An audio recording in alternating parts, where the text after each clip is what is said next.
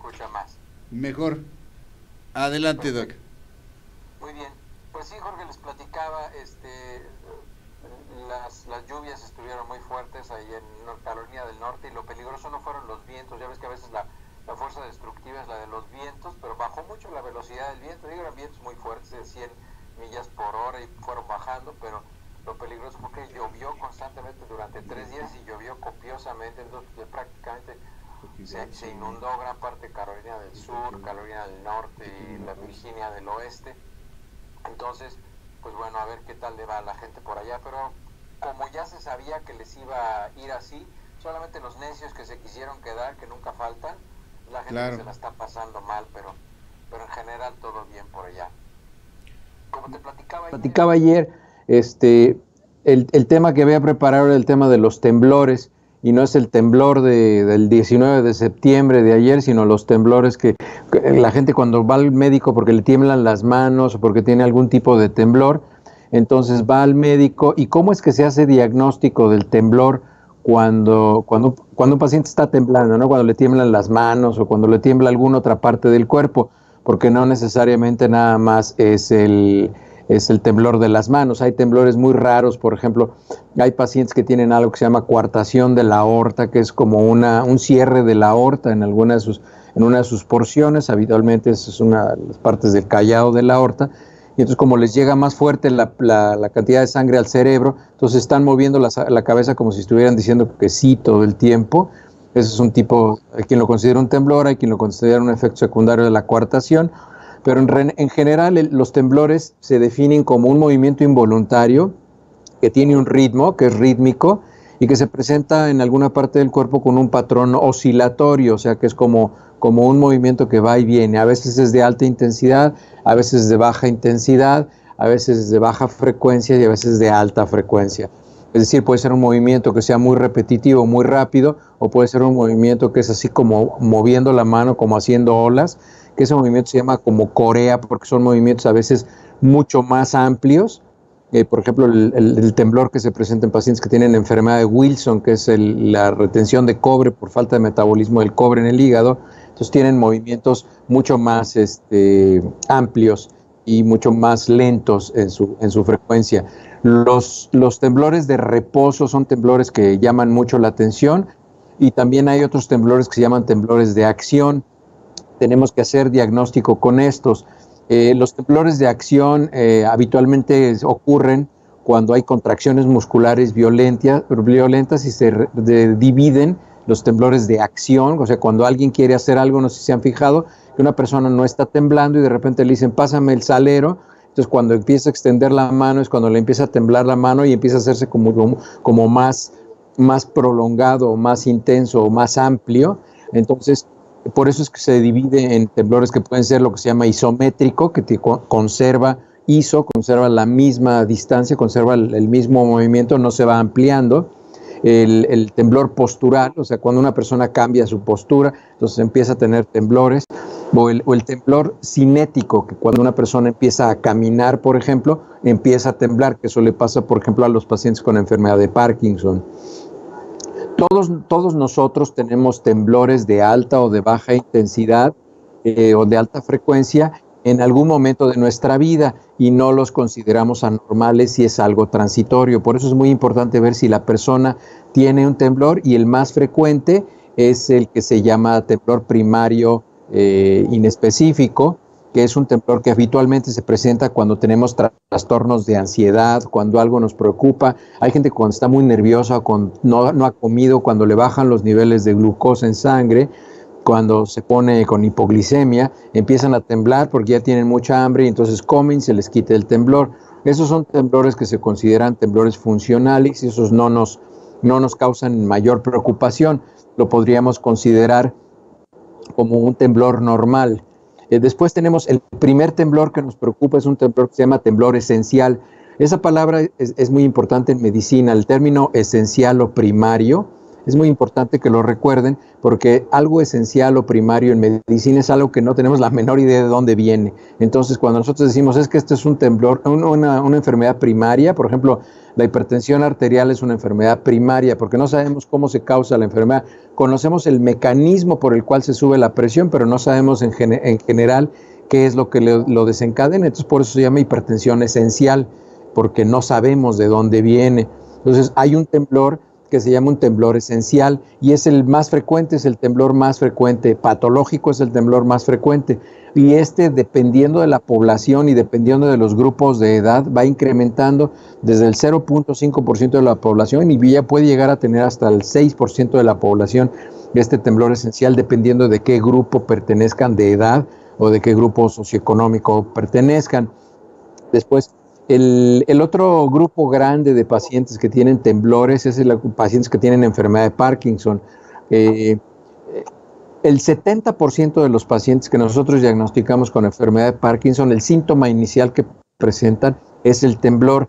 Hay pacientes que vienen y nos empiezan a ver por otras razones, porque empiezan a tener problemas de memoria, y pues sí, como que sienten que tiemblan, pero les preocupan otras cosas. Hay personas que empiezan a tener enfermedad de Parkinson, por ejemplo, y aunque es una manifestación tardía en la mayoría de los pacientes, pero hay pacientes que empiezan a tener problemas para escribir. Una característica de los pacientes de enfermedad de Parkinson es que, por ejemplo, no pueden dibujar un círculo, o sea, nunca pueden llegar y conectar el círculo, o sea, empiezan a dibujar rayas, así que nunca llegan a hacer una intersección entre los dos extremos. O, por ejemplo, la escritura se les empieza a modificar mucho, empiezan a hacer la letra muy chiquita y muy ilegible, o sea, no se puede entender qué es lo que están escribiendo. Entonces, en los pacientes de Parkinson es característico que el temblor es asimétrico. Por ejemplo, esto significa que una mano les está temblando y la otra la pueden tener o temblando menos o sin temblor. Entonces, eso es característico de la enfermedad de Parkinson. Es un trastorno de temblor de reposo, la enfermedad de Parkinson, y se disminuye con la actividad. No sé si se han dado cuenta, un paciente con enfermedad de Parkinson está temblando y en cuanto empieza a realizar una actividad, el temblor disminuye de manera muy importante su intensidad, su frecuencia y su ritmo. Después, el siguiente tipo de temblor en frecuencia es un temblor que se llama temblor psicogénico. Ese es un temblor que se genera porque el paciente tiene algún tipo de control inconsciente para empezar a temblar. Tiene un inicio abrupto, tiene una remisión espontánea, obviamente, porque el paciente deja de temblar en cuanto deja de tener la intención, la voluntad inconsciente de temblar. El temblor puede ser de características variables, puede ser de amplitud grande, de amplitud menor. Como está controlado de manera inconsciente por el paciente, tiene características muy variadas y se extingue cuando distraes al paciente. Cuando el paciente está temblando y le empezamos a preguntar otras cosas o empezamos a escribirle la historia clínica o le estamos distrayendo con algo más, nos damos cuenta que el paciente deja de temblar y entonces eso orienta a nosotros el diagnóstico. Después hay otro temblor que se llama el temblor del cerebelo o temblor cerebelar. Este es un temblor que es incapacitante, es de muy baja frecuencia, no se relaciona con una intención o con una posición, y este es el temblor que acompaña a los pacientes que tienen esclerosis múltiple, por ejemplo, que son pacientes que tienen un temblor muy corto, muy breve, pero no pueden hacer nada, se les caen las cosas, no tienen fuerza, no tienen control de sus músculos. También hay pacientes que tienen algunos trastornos que se llaman placas cerebelares, o sea, el cerebelo está aquí en la parte de atrás. Curiosamente, cuando la gente dice que me duele aquí atrás el cerebro, ahí no está el cerebro, ahí está el cerebelo donde la gente se señala, y habitualmente ese dolor que dicen que es de cerebro es una tensión muscular, pero ahí donde está el cerebelo a veces hay algunas placas que son anormales y estas se acompañan del temblor que les platico. También pacientes que tienen una enfermedad vascular cerebral, por ejemplo, hemorragia cerebral o que tienen infartos cerebrales, llegan a tener temblores cerebelares que los incapacitan por el resto de su vida. Los tumores que salen en el tallo cerebral, en la médula espinal, esos tumores también causan que haya temblores de este tipo, temblores cerebelares, temblores muy breves. Tiene tres características el temblor cerebelar. Se presenta con algo que se llama dismetría. Cuando nosotros estamos viendo qué tanto control tiene un paciente neurológico, le hacemos pruebas, probablemente las han visto en la televisión o se las han hecho a ustedes. Les pedimos a los pacientes que se toquen la nariz con la punta del dedo o que con el talón de un pie lo resbalen a través de la espinilla del pie contrario, que hagan ese tipo de movimientos, y de esa manera nosotros vamos viendo si tienen algún tipo de pérdida de control neurológico. Y los pacientes que tienen temblor cerebral pierden la dismetría, o sea, les pedimos que se toquen con la punta del dedo, que se toquen la nariz, y el paciente no acierta, no le atina a la nariz, no lo puede tocar. Y los pacientes también les pedimos que deslicen el talón de un pie en la espinilla contraria y no pueden, o sea, se les va por un lado, se les resbala y no lo pueden hacer. Además, los pacientes que tienen temblor cerebral tienen la tercera característica, es que el tono muscular es muy bajo. No es como el Parkinson, que tiene el Parkinson, los pacientes están rígidos, están tensos. En un temblor cerebral el tono muscular está muy disminuido. Hay muchos temblores y puedo hacer esto una clase de medicina muy complicada, como se podrán imaginar, pero les quiero hablar de los temblores más frecuentes, por si lo ven en algún familiar, porque es muy frecuente que lo tenga la gente. Los temblores en niños, esto es algo que es particularmente serio, el temblor en los niños, porque hay enfermedades muy graves que están asociadas con el temblor en los niños, y muchas de estas son congénitas, y por eso cuando un niño tiene algún tipo de temblor, tenemos que mandarlo al neurólogo pediatra, no lo subestimemos. Yo he visto mamás que dicen, es que cuando no come se pone así, es que cuando se le baja el azúcar se pone así. Entonces le dan al niño de comer y al rato el niño está todo gordito y sigue temblando, y entonces no es la manera de corregir el temblor. Hay enfermedades muy severas como, no sé si han oído de la enfermedad de la distrofia muscular de Duchenne, que es una enfermedad que se hereda de la mamá a los hijos. Es una enfermedad que se hereda a través de las mitocondrias, y esta enfermedad es seria porque los músculos van perdiendo tono, se van haciendo anormales, por eso se llama distrofia, o sea, crecen pero de una manera anormal, y entonces los niños pierden fuerza. Incluso hay un signo característico de los niños, que los niños están sentados y para poder levantarse se tienen que empezar a empujar a partir de las piernas, como que se van empujando para poder enderezarse, y el problema es que estos niños van perdiendo la fuerza muscular hasta que pierden la fuerza muscular de los músculos respiratorios y se mueren asfixiados. También hay una enfermedad que se llama Corea de Huntington, una enfermedad de Huntington, que es una enfermedad que tiene un patrón hereditario, se hereda, la mamá lo hereda a los hombres también, o sea, las mujeres no lo presentan los hombres, pero la que lo hereda es la mamá. Hay otro síndrome raro que se llama el síndrome de la X frágil. Hay tumores en niños que causan temblores en los niños. Hay pacientes que tienen hidrocefalia, que es un trastorno en el sistema de comunicación, en unos espacios que hay en el cerebro que se llaman ventrículos cerebrales, en donde transcurre el líquido cefalorraquídeo. Entonces se bloquea uno de esos acueductos o alguno de esos ductos, alguna de esas comunicaciones, sube la presión cerebral y entonces los niños empiezan a presentar temblor, además que eso causa atrofia del cerebro y retraso mental. Entonces es muy importante que ese niño reciba atención. Los niños que tienen deficiencias de vitamina B12, por ejemplo, entre otras cosas, también presentan estos síntomas. Pacientes que tienen envenenamiento por metales pesados, esto ya no se presenta tanto, pero antes, cuando las pinturas de las casas, por ejemplo, las pinturas de la cerámica contenían altas cantidades de plomo, también se presentaba esta enfermedad y estos temblores en los niños. Entonces había que medirles los niveles de plomo. Es algo muy poco frecuente, pero las pinturas antes de 1975, todas las casas que tengan pintura que sea de antes de 1975, todavía tienen el riesgo de poder contener altas cantidades de plomo y que la gente esté respirando o consumiendo ese plomo, y bueno, pues puede presentar, entre otras cosas, temblores. Hay medicamentos que se les dan a los niños que les pueden causar también temblores, o hay pacientes que tienen trastornos en las enzimas, nacen con un defecto congénito y son defectos enzimáticos muy particulares que tienen nombres muy raros que no vale la pena mencionarlos. Entonces, lo que necesitamos hacer aquí en el diagnóstico de las personas que tienen temblor es hacer una historia clínica. Como se dan cuenta, no hay una prueba de laboratorio que nos pueda decir de dónde viene el temblor.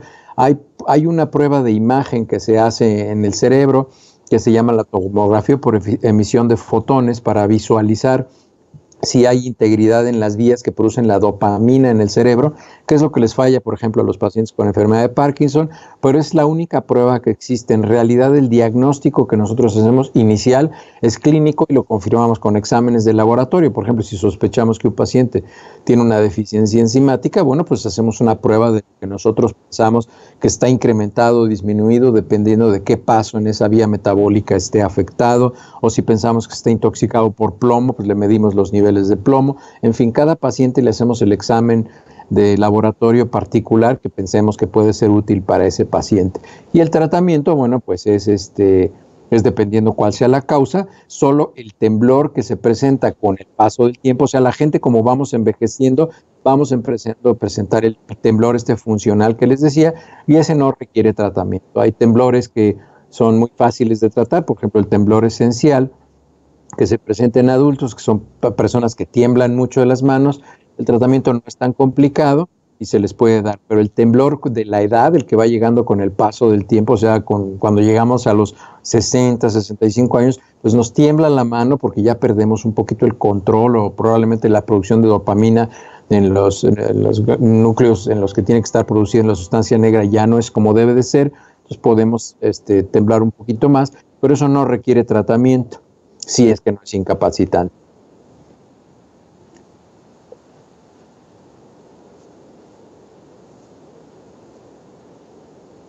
Estos que llamábamos o conocíamos como tics nerviosos, supongo tienen más o menos el mismo principio, ¿no? El que te tiene un ojo, el temblor ese del ojo, el temblor ese del ojo el temblor ese del ojo que te están diciendo en el chat, eso se llaman fasciculaciones. Esas fasciculaciones son temblores involuntarios que incluso se pueden presentar en la pierna, o a veces en la mano o en la cara, y son contracciones involuntarias que se van presentando en alguna parte del cuerpo. Eso se llaman fasciculaciones y habitualmente están relacionadas con algunos factores. Uno de ellos, el más importante, es el estrés. El segundo es la deshidratación. El tercero es la fatiga. Entonces, cuando un paciente no duerme, cuando un paciente está muy estresado, cuando un paciente tiene, no sé, diarrea, o tiene alguna gripa, o está vomitando, o tiene alguna enfermedad así, que tiene algún desequilibrio hidroelectrolítico, presentan ese tipo de fasciculaciones, que son movimientos involuntarios de los músculos y se contraen violentamente. Entonces, habría que ver si el paciente no está teniendo un trastorno de ansiedad, o si durmió bien, o si no está deshidratado, o si no necesita tomar algún suplemento de alguna sustancia que lo hidrate o alguna cosa similar. Así es, doctor. Sí, sí, lo que explicaba también, tienen que ver a veces también con cuestiones musculares, ¿no? De fatiga muscular, digamos, temblores leves que nos pueden dar a todos en las manos ocasionalmente, ¿no? También en las manos o en la pierna. Sí, por ejemplo, la gente que va al gimnasio y hace pesas y levanta peso y hace algún esfuerzo así muy significativo y fatiga la capacidad de relajación del músculo, entonces el músculo se contrae de manera interrumpida, así como con topecitos, y entonces eso lo va a detectar el paciente cuando esté tratando de utilizarse pero eso no es un temblor, eso más bien es un dato clínico de fatiga muscular por un exceso de uso o por cargar objetos pesados, ¿no? Oye, y lo que tiene que ver, por ejemplo, lo que conocemos como escalofríos, ¿no? Esa temblorina que nos das con altas temperaturas o alguna descompensación, que también es un temblor del cuerpo, ¿no? Es como parte de la manifestación de la misma defensa del cuerpo, ¿no? Los escalofríos o calosfríos, como se pueden utilizar los dos términos. Eso puede ser una manifestación de estrés, de una presión muy baja, puede ser una manifestación de hipoglucemia. Habitualmente es una reacción del cuerpo que utiliza porque está teniendo una vasodilatación o una vasoconstricción súbita, y entonces se puede acompañar o de sudoración o de resequedad y palidez. Entonces, dependiendo, pero sí, los escalofríos son características de que algo está pasando. Por ejemplo, pacientes que tienen fiebre por alguna infección. Entonces, es un síntoma inespecífico que acompaña a otro grupo de síntomas o signos que nosotros encontramos. Entonces, vamos integrando el diagnóstico con toda esa información que vamos obteniendo. Muy bien, doctor. Y aquí te pregunta Vero González, Los que padecen espondilitis, espero haberlo dicho bien, también tienden a temblar de las manos. Ajá. Espondilitis anquilosante se llama la enfermedad, es una enfermedad que afecta los huesos. Cuando nosotros vemos la columna vertebral de un paciente que tiene espondilitis anquilosante, vemos como una rama de bambú porque se pierden los discos intervertebrales. Este es un problema más bien de los huesos y de las articulaciones. Digo, pueden temblar si es que tienen dolor, tienen alguna otra enfermedad, pero habitualmente lo que tienen los pacientes con espondilitis anquilosante es que justamente el anquilosamiento es la pérdida de la flexibilidad, tanto de las articulaciones de los miembros superiores, inferiores, pero principalmente es un problema que se presenta en la cadera y en la columna vertebral. Cuando les toman, les digo, una radiografía de la columna vertebral, en vez de ver esa imagen bonita que se ve una vértebra, el disco intervertebral y luego la otra vértebra, se ven pegadas las vértebras una con otra y se ve como un tallo de bambú, y entonces los huesos se van volviendo porosos y con cualquier, o sea, bajándose de una silla o con bajando una escalera, ese impacto puede ser suficiente como para que se fracture una vértebra contra la otra. Esa es la característica de la espondilitis anquilosante. Ajá. Y la misma pregunta, si sufren alguno de estos tipos de temblores los pacientes con fibromialgia, te pregunta Gaby González. La fibromialgia está conocida actualmente como una alteración en la concentración y en la distribución de los nervios microscópicos que tenemos en el cuerpo, y la característica principal de la fibromialgia es el dolor y la debilidad asociada con el dolor, y esto causa incapacidad y tiene patrones muy particulares. La fibromialgia es un dolor que se presenta con un patrón simétrico, con ciertas características importantes, y lo que está indicado hacer es que hagamos una biopsia de la piel para que nosotros podamos medir, comparar qué tanta es la concentración de las terminaciones nerviosas distales, qué concentración tienen y qué estructura tienen, a ver si es diferente en cantidad y diferente en forma, en anatomía, con una biopsia de piel de terminales nerviosas en un paciente sano. Entonces, eso es lo que se hace. La fibromialgia es una enfermedad que es altamente incapacitante, muy dolorosa, y es por una deficiencia en la función y en el número de las fibras nerviosas distales, que son principalmente sensoriales, y entonces desencadenan de manera paradójica y de manera aleatoria dolor que habitualmente se presenta de manera simétrica. O sea, si hay dolor en este hombro, también lo hay en este, o en la pierna, o en la espalda, también se presenta, por ejemplo, en los músculos de la espalda se presenta de manera simétrica, y hay lo que se llaman puntos desencadenantes de dolor. Nosotros tocamos con un dedo en una parte de la espalda, o en la pierna, o en el brazo, y el paciente siente como un shock eléctrico. Y entonces los tratamientos son desde medicamentos que no tienen muy buen resultado. Lo que más resultados tiene es la utilización de lo que se llaman inyecciones para dolor, se llaman trigger point injections, y se pueden hacer desde acupuntura con agujas frías, se puede hacer con agujas con un poco de electricidad, o se pueden utilizar medicamentos homeopáticos que funcionan muy bien para el tratamiento o se puede usar nada más la aguja para hacerlo. Algunas personas inyectan lidocaína o esteroides y todo esto, pero ya el espectro de efectos secundarios se va ampliando, y dependiendo de lo que le guste usar y la experiencia que tenga la persona que esté dando las sesiones de trigger point injections, es lo que se utiliza. Pues temazazo, doctor, temazazo, como siempre.